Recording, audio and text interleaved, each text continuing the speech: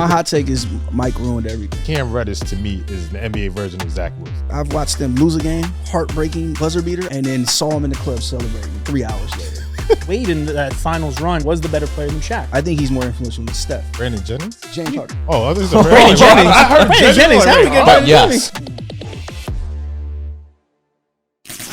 Welcome back to another episode of Hard in the Paint. Before you do anything, make sure you like and subscribe. Hit that like button because I know you fuck with us. You know I already got the ISO on deck, but I'm not doing that today because I want to get straight to it because it's about to be a real live and interesting episode. Host of the Etceteras with Kevin Durant. We got Eddie Gonzalez in the house. Everybody make some noise.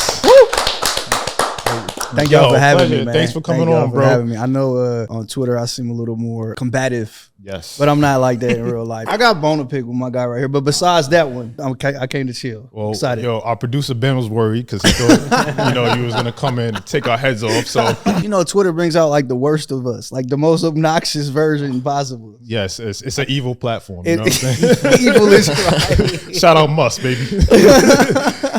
All right, so listen, if you got a bone to pick, I'm gonna let you go Let's get after it. and let's get after it. So I don't even want to argue about it. We just talked about it off mic. But like the Isaiah Thomas thing was funny. I know how it goes. You're saying a bunch of stuff. Yeah. And then your social media guy thinks it's the funniest thing in the world to pick the 20 seconds where you're just just looking like that guy. We've hashed it out. We have we're good. We're good. But you have Chris Paul over Isaiah Thomas. The thing that bothered me the most, you're like, oh, like, dude, I do not like Chris Paul. I ever since like the whole like untucked like jersey thing happened, I was like, dude, like that's the type of guy who I'm just like, dude, you just play the game like you're being like a Boy Scout. Like I am not a Chris Paul guy. Honestly, I think it's just that it's easy to like look at me and like see like the 1 or 2 clips, and I feel like a lot of people say this is like the young guy and he's talking about stats, so I'm just gonna like unload on it. I went to school to be a fucking writer. I cannot do math at all. I would never call myself a stats guy.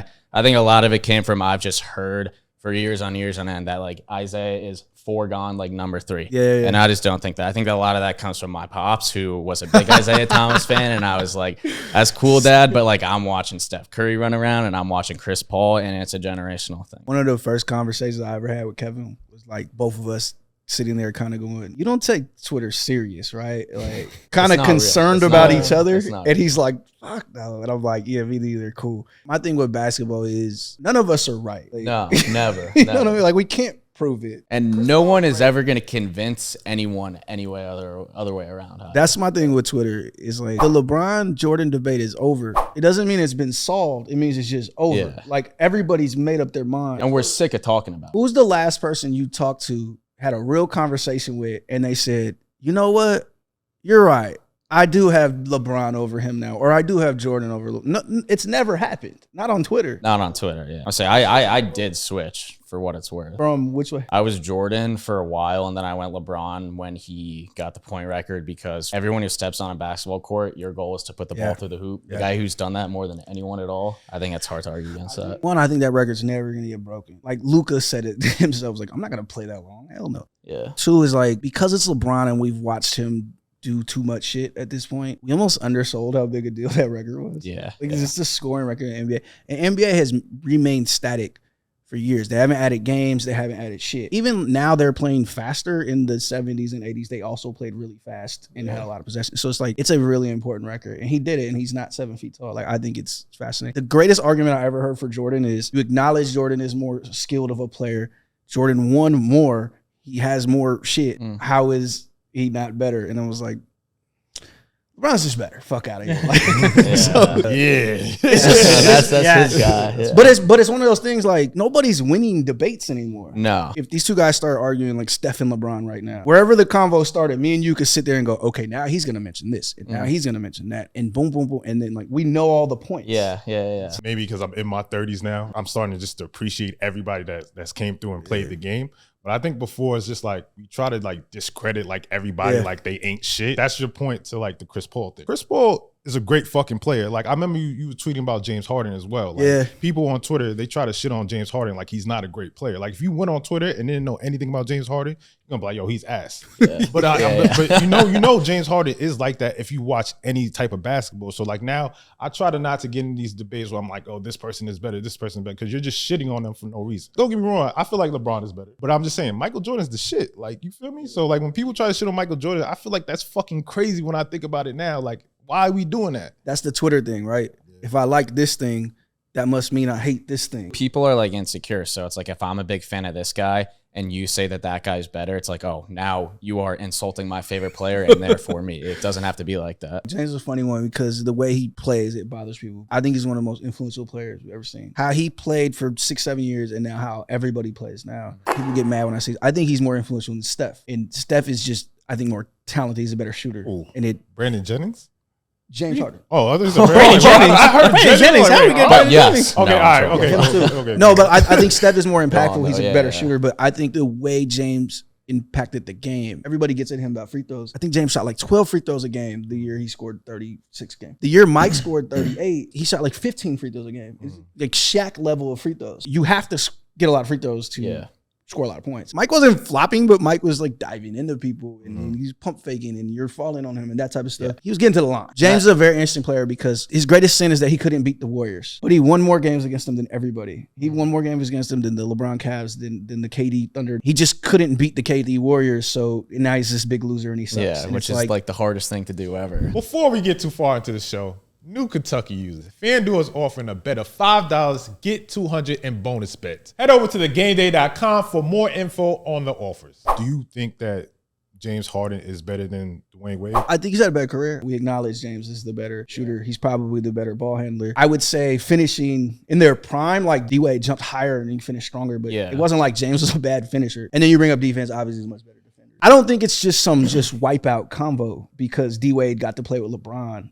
and got to play with Shaq. One of the things, though, is like Harden's game is a lot more exciting and flashier. Yeah. So we got to be careful that we don't get excited with what's more exciting versus what is, like all in all better. Well, I mean, unless he's a Heat guy. He's been waiting to I'm talk for like 10 No,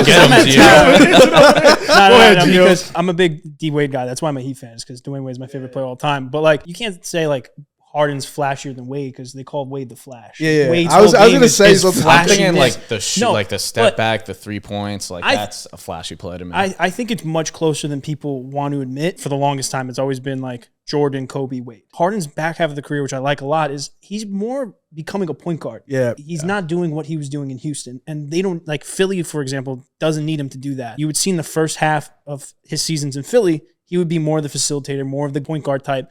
And then I kind of see it like Harden in his head is like, I'm getting bored of this. Yeah. I want to go back to the old kind of James Harden where he's getting to the line. And I also hate when people discredit dudes for getting to the line so much. Like, it's part of the game of basketball. My biggest thing with James Harden is that, he drew those fouls during the regular season. He would get those, but he didn't get those in the playoffs. And then he would bitch about them in the playoffs. Like, visually, I would see it on his fucking face.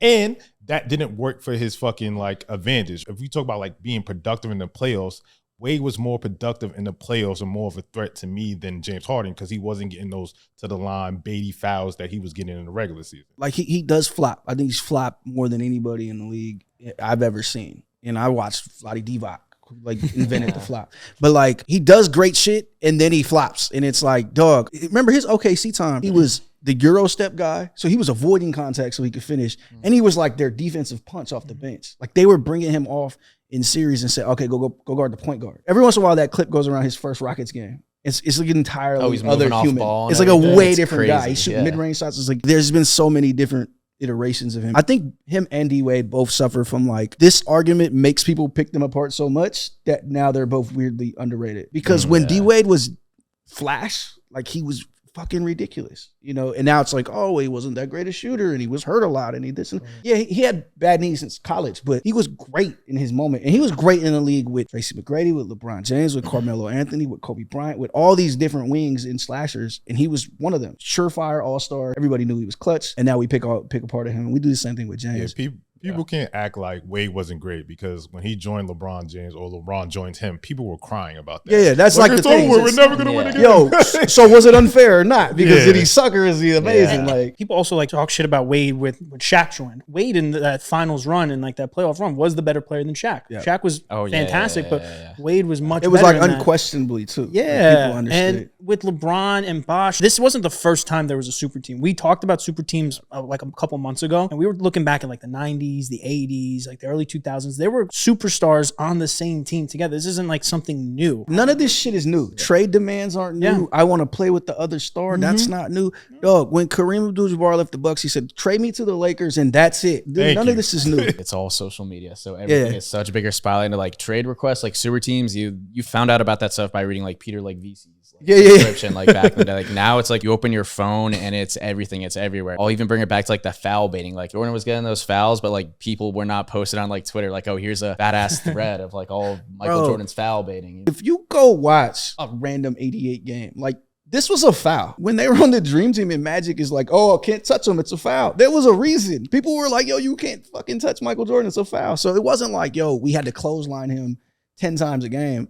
No, like he got a lot of fouls. Perception becomes reality. And if you're loud enough with it, you can convince people that like this is the shit. Every month or two, some guy goes on and cuts up like a reel of just guys like taking hits in like the 80s and says, oh, this is why it was so much tougher back then. And then a week later, some guy will cut up a reel and pick out the plays where there's just like slower dudes on the court. And it's like, oh yeah, this is why the 80s sucked. Like it's that and it's also that. It's not just one like piece of the pie. Like it's a mixed bag. One point that you did make that I did like begrudgingly like is I think championships are a team stat. It came off funny, but I like the point. Titles are sick. They're fucking awesome. It's cool. It's something that definitely like elevates you to say like, yeah, but when you're just looking at a guy and then you're looking at another guy and it's 1v1, I like to keep it 1v1, not 5v5, which is what a championship is. I do think Isaiah's better. I also think Chris Paul's amazing. Chris has had playoff moments too. You know what I mean? How many times did you say he's at a championship roster? The times that he did, unfortunately, he got hurt. It's like he wants to get hurt. I can only hold that against him so much. You know what I mean? I can't hold it against him that he got drafted by the Hornets and had to run into Kobe and had to run into Thunder. Yeah, shout out David Stern, man.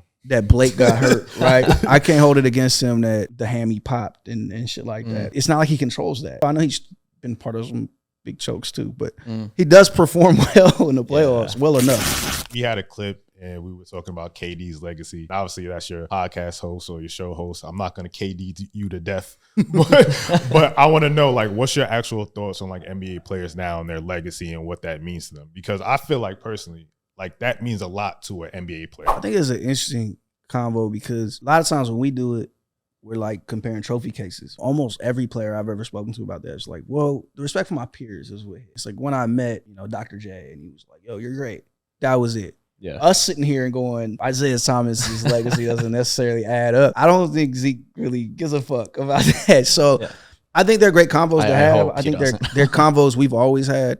It's one of those combos though that's like there's no right answer to this argument. We're talking Tracy McGrady's legacy, right? He's a Hall of Famer. Like there's kind of no way around that, right?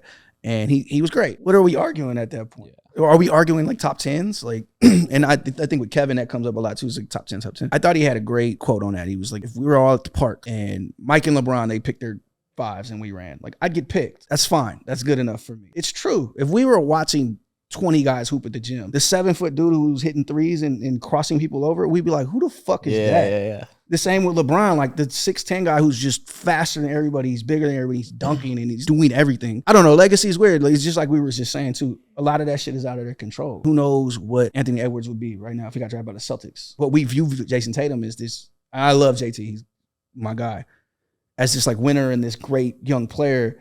But if he was on the Blazers, like, who knows what we'd see him as. Yeah. I thought about it this way the other day. Like it's almost in the definition, like legacy, it's what you're like remembered for. And remembering is something that you do that with your brain. So it's literally subjective. So everyone is going to remember for like different things. Like me personally, I'm a Nets fan. I write for the Nets. I watched a lot of KD ball. My dad, he went to BC when Larry Bird was there. He always says, I know like Michael Jordan, like more chips, like all that stuff. But to him, Larry Bird is like his like guy. Like I kind of like didn't like get that. Like I know like Bird's like it, but I didn't get what he meant by like seeing him more. But having watched KD and watch him play and like you said, you're like shocked when it doesn't go in. That game 5 versus the Bucks, I was there. I remember he missed a shot. There were like 2 minutes to go in regulation. I remember going, I don't think he's missed in like an hour.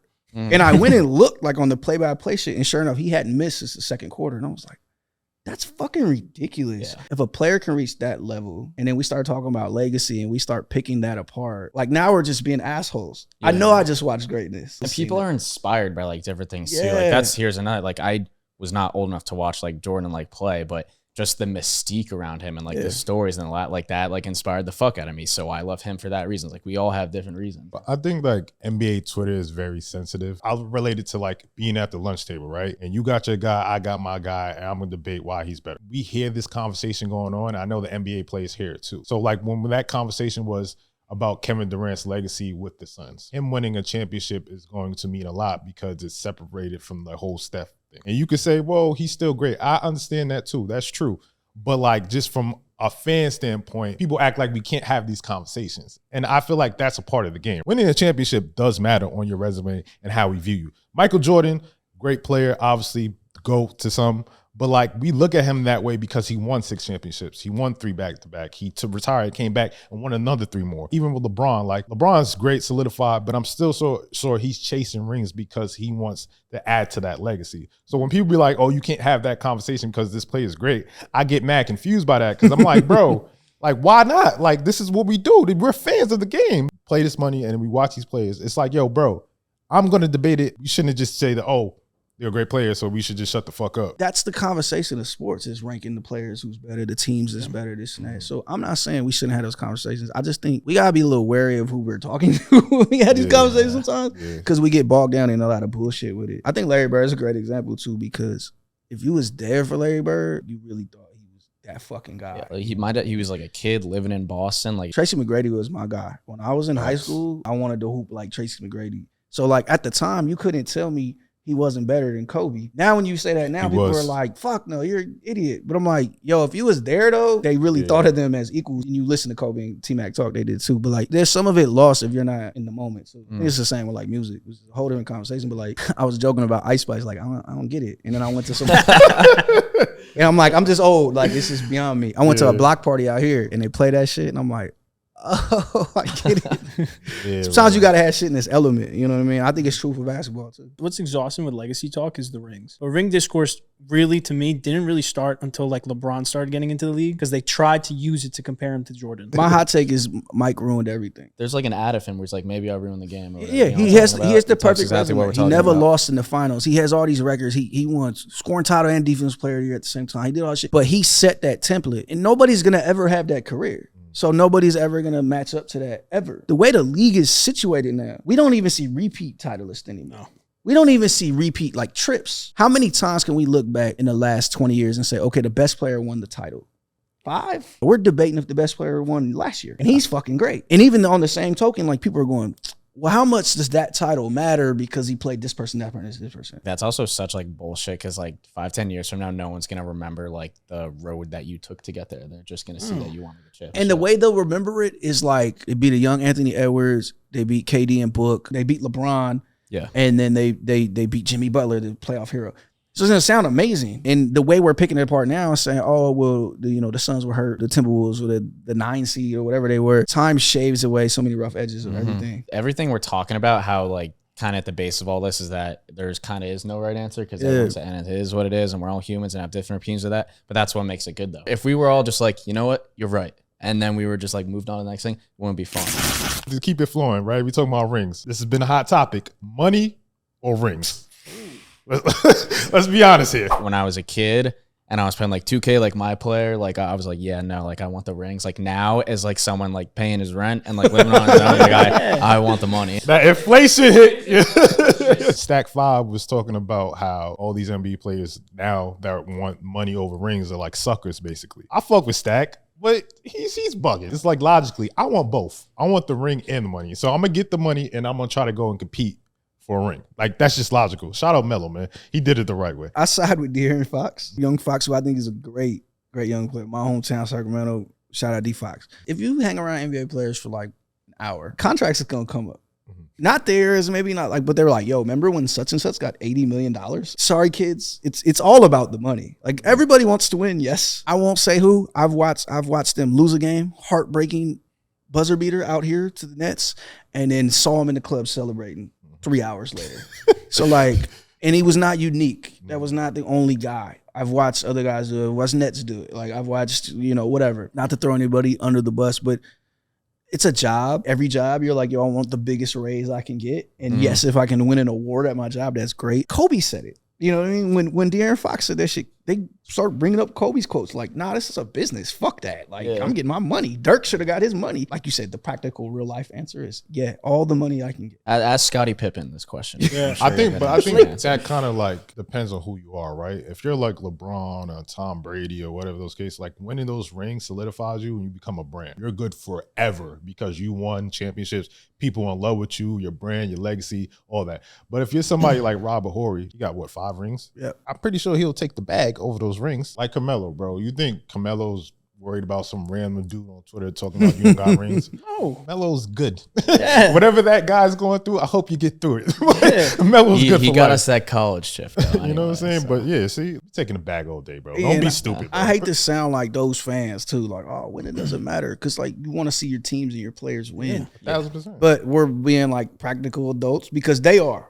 The players are. This is their livelihood. Bro, it's like at the end of the day, like you said, this is about getting paid. This is a business. When you come into the league, you're trying to change your family status depending on what your family status is. You're trying to change everything for your family and your future, right? Say if it's like 125 compared to 100, okay, I'll take the 100 and I get a ring. That's different. But if you're like, 2 mil compared to 100 mil, come on, don't be stupid now. Let's lock the fuck in and use our fucking brains, bro. We need more players like Jokic who just treat this as a 9 to 5. Like this is just their job, right? He has hobbies outside of the NBA. He's just having fun. If I was really good at like something that would make me a lot of money, I wouldn't be here right now. I'd be doing that, making a lot of money, making a lot of money doing something else. So Jokic just happens to be really good at basketball. That's what it is. It's not his passion. Well, I think we're seeing more of that because they can get on social and they're fucking all on Twitch playing Call of Duty and all this shit. It's funny how that convo goes though, because when Kyrie does it, it's like, yo, what are you doing, bro? And then when Jokic does it, it's like, oh, look at him, he loves horses. So, but I think the reality of it is a lot of guys understand, especially as they get later in their career. Of course, young guys come in wide-eyed and they're like, yo, I get to guard LeBron and this is crazy.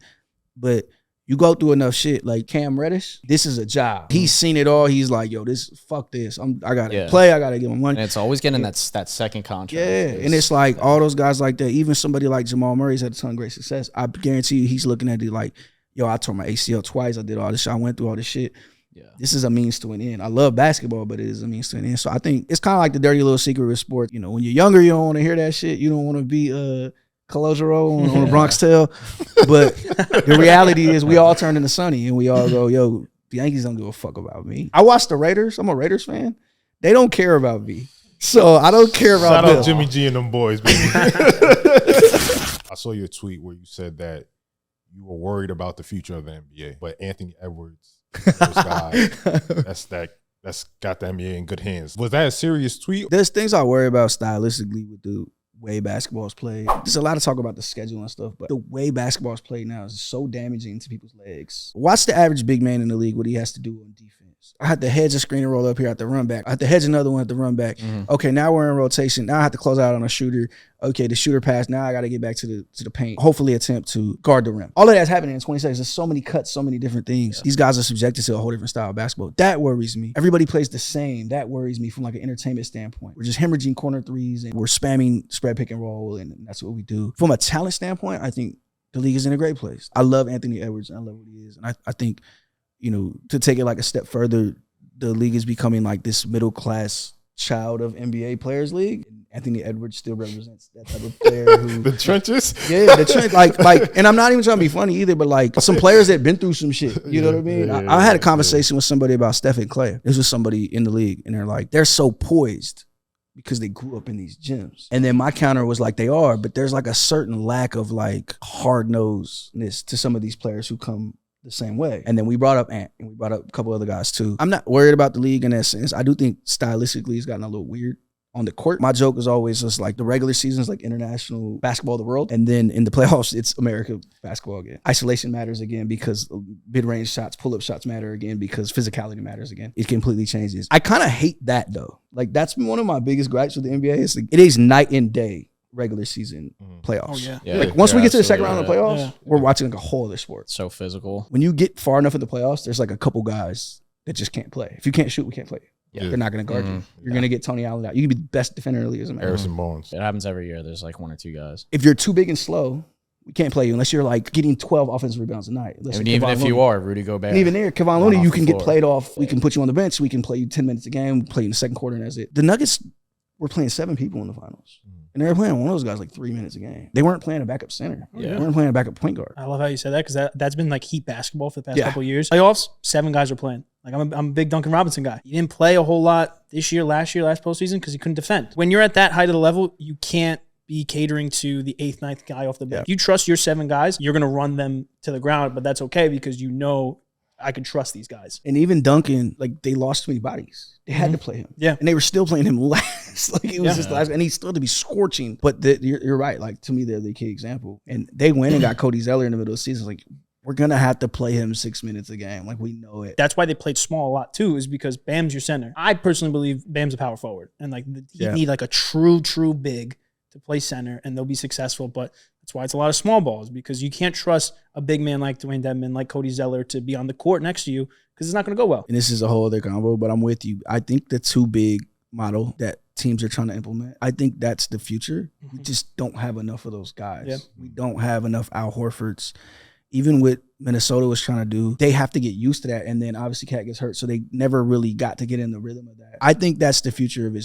We need you to cover just enough ground on defense, but we need to rebound and we need to be big on the other side. And that's what happened at FIBA. These European teams, they play big. Steve Kerr likes to play small ball. He was trying to get these European teams to switch to his small ball style. And the European team's like, nah, fuck that. I'm just going to keep playing big and we're going to out-rebound you and then we'll just outplay you. The sport will always zag. I know everybody says the three-point revolution is about Steph, and he's obviously a huge part of it. I think it's about Mike D'Antoni. I think it's about the Spurs. When the Heat were icing everything and overloading everything, the Spurs said, okay, we're going to put one more shooter on the court and we're going to make y'all rotate and close out. And they fucking ran them off the court in 2014.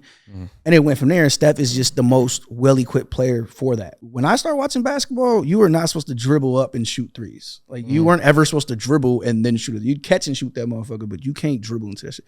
Steph was the player who's like, I can dribble into a 3 from anywhere, going any direction, frontwards, backwards, left or right, and I can make that bitch. But the answer was always the league zagging. As the league got smaller, somebody was going to try to get bigger and say, okay, this guy's big enough that we can make it work. I don't think we have enough of those guys yet. I think the Celtics have tried it and they've had the best success. But I do think that's where we're going. My thing about the league being in good hands, I know it's become more international than ever, but I think it's rooted here and it's rooted in American style. And we're going to find out next year at the Olympics if they set all those guys. But I do think Anthony Edwards is like the future of the league. I don't know if y'all agree, but he's 22 years old. I can't think of an argument against it. He's just It's so exciting to watch. he's charismatic. He's versatile. just funny. He gives He's got all that shit. When he was drafted, he was like, I could probably be the best player in the NFL right now. He's funny too. Like, Like it's hysterical. even the little things that just make you like a guy. I went to the playing game. I saw Ja hit a dunk at Barclays. I'm like, this is the most athletic player I might have ever seen. This is fucking crazy.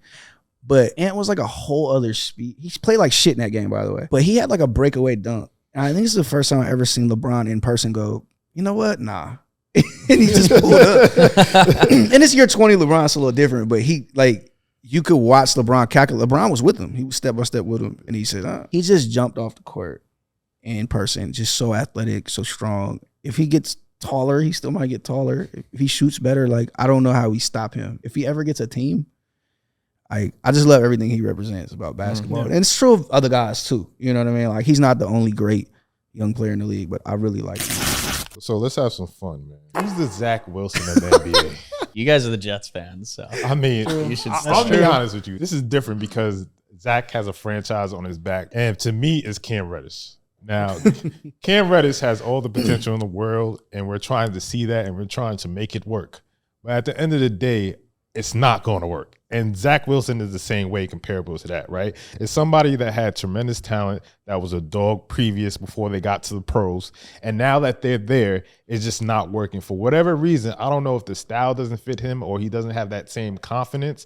But at the end of the day, Cam Reddish to me is the NBA version of Zach Wilson. You could talk about a lot of like Knicks draft picks, like Kevin Knox, for example. Kevin Knox. He was a high draft pick. I mean, people shouldn't have been that high. People loved Kevin Knox. People were super high on Kevin Knox, and I don't even know what Kevin Knox is. We were talking before the show started. Frank Ntilikina, like guys like that were super highly picked, and then just like, what the fuck happened? And that's a lot. That's sadly for the Knicks fans, it's a lot of Knicks players. But I'm saying currently now, it's still Kevin somebody that's Kevin still Knox. some type of relevant. I watch Zach Wilson, and I feel like that it's just like we're just gonna like dog on a guy right now. But like Zach Wilson, he seems to like play scared.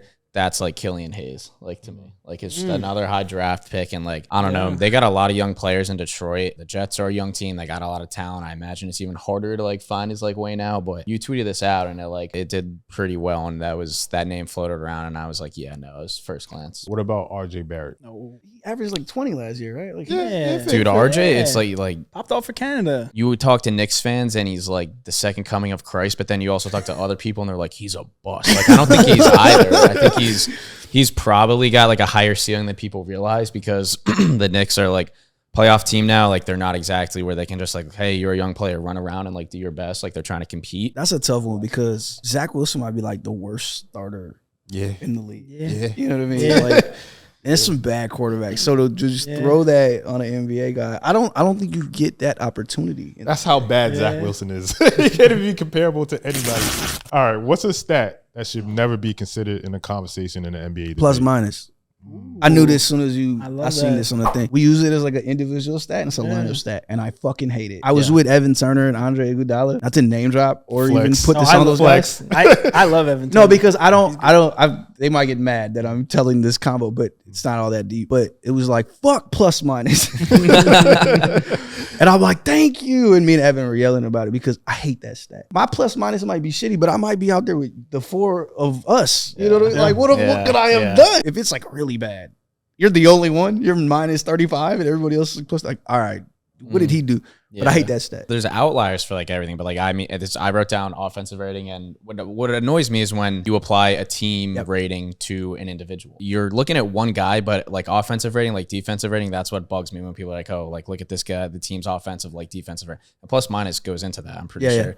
And it's just like we're talking about one guy right now, and now you're bringing in four other guys are coming into the equation. And then even if you're like depends on what team they're playing, that's 9 other dudes who are influencing like the number that you're getting at, especially with defense and defensive player of the year voting and stuff like that. If I'm having a conversation with you and you bring up true shooting or plus minus, I'm walking away.